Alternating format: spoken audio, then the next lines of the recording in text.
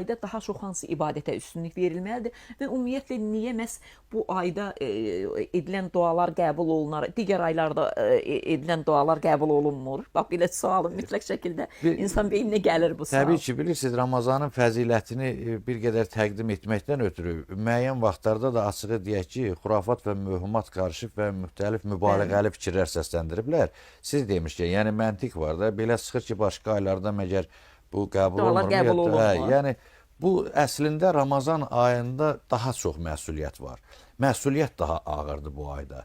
Yəni, başqa aylarda tutaq ki, edilən günaha 5 məsələn cəza verilərsə, bu ayda tutaq ki, edilənə daha ağır olar da ki, bu əlamətdar bir aydır. Bu mənada deyilib ki, eyni zamanda müsbət əməllər də, dualar da, ibadətlər də, xeyirxahlıqlar da, verilən sədəqə də bu ayda 1-ə 5 qat ehsanata keçər. Yəni ki, daha çox fəzilətli olar, daha çox savab gətirir.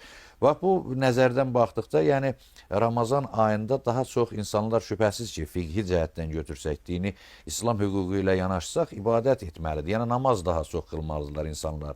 O, təbii ki, oruç tutacaqlar, dua etməlilər eyni zamanda və bunun amma mənəvi tərəfi, bunun daha əhəmiyyətli tərəfi insanların sosiallaşmasıdır.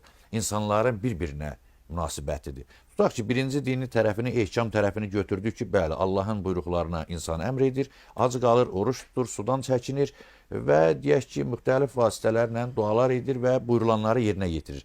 Axı, bu insanlara, bəşəriyyətə hansı tövbəni verir? İndi sual verirlər ki, sən özün üçün ibadət edirsən, oruç tutursan, Allah bilər, özün bilərsən. Və indi sənin bizə nə xeyrin var, cəmiyyətə nə xeyrin var? Bu baxımdan insan gərək həmin ayda dəyişsin. Həzrət Peyğəmbərin bir hədisi var, uzundur. Mən oradan qısa bir neçə, necə deyərlər, hissəni deyəcəm. Deyir ki, əgər insan namaz qılırsa, dəyişməyibsə, onun demək namazı namaz deyil. İnsan oruç tutursa, dəyişmirsə, onun orucu oruç deyil. Nə bilim, yəni sıralayır da bu cür ki, insanlar hətta ətrafını, yatağını, dostlarını, geyimini, yəni ibadət eləyən insan təvazökar olmalıdır. Bu mənada şan şöhrətə qaçmamalıdır. Tutaq ki, öz, necə deyərlər, mənfi xarakterli dostlarla, yoldaşlarla durub oturursa, onları ya çalışmalıdır ki, düz yola yönəlsin, ya da onlardan uzaqlaşmalıdır. Xüsusən, bax, bu Ramazan ayında insan bu cür məsələlərə daha aktiv şəkildə yanaşmalıdır. Mübaliğədən qaçmalıdır. Bir hüquqi məktəbin rəyinə görə hətta yalan danışmaq, iftira yaxmaq, söyüş-söymək kimi işlər də orucu pozur.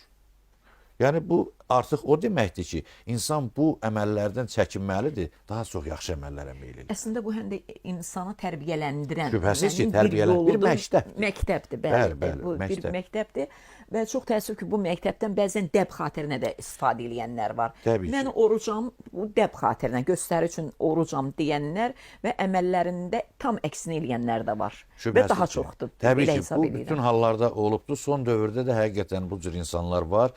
Təbii ki, bu birinci növbədə dinin mahiyyətinə xələl gətirir bu cür adamlar. Necə deyirlər, mənfi bir ikrah yaradır digərlərində.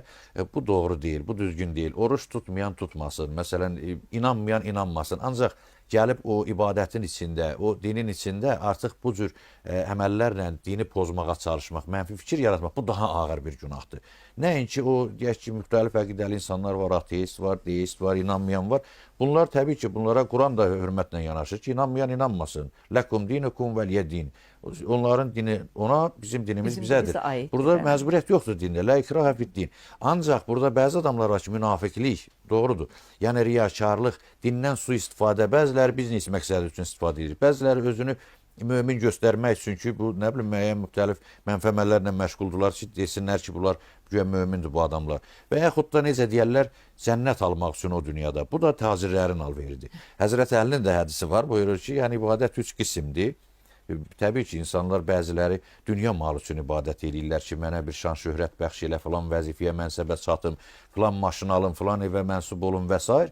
Bu, təbii ki, tacirlərin alveridir, ibadətdir. Eyni zamanda bəziləri də axirət üçün dua edir, cəhənnəm qorxusundan ibadət edir Allaha ki, inanıb ki, indi o dünya var. Buna can dərdi deyirlər. Şübhəsiz ki, bəli, 26 dəfə həccə gedir ki, məsələn, gedim orada, indi Allaha da indi o qədər öyrəşirlər bəzi insanlar alıb verməyə, verib almağa ki, gedim indi Allaha da nəsə verim öz aləmində də ki, o dünyada da məni cənnətə bəxş eləsin. İndi də oxuyur, eşidir ki, orada da Cəlal var filan. Bu da tacirlərin ibadəti. Amma ən fəzilətli əməl ibadət nədir? Həzrəti Əli əleyhissalam da onu buyurur ki, Allahın rızası üçün nə cəhənnəm qorxusundan, nə cənnət arzusundan edilən ibadətdir. Hətta onun duası var ki, məşhur bir dualardandır. Rabiətül Ədəviyyənin adına da deyirlər o duanı ki, ilahi, əgər mən sənin cənnətin üçün sənə dua ibadət edirəmsə, məni cənnətinə həsrət qoy. Əgər cəhənnəmindən qorxaraq edirəmsə, elə məni cəhənnəminə göndər. Məni özünün rızanı üçün ibadət edənlərdən qərar ver. Ona görə əsl mömin odur ki, təmənnasız olaraq Allah ibadət eləsin və bu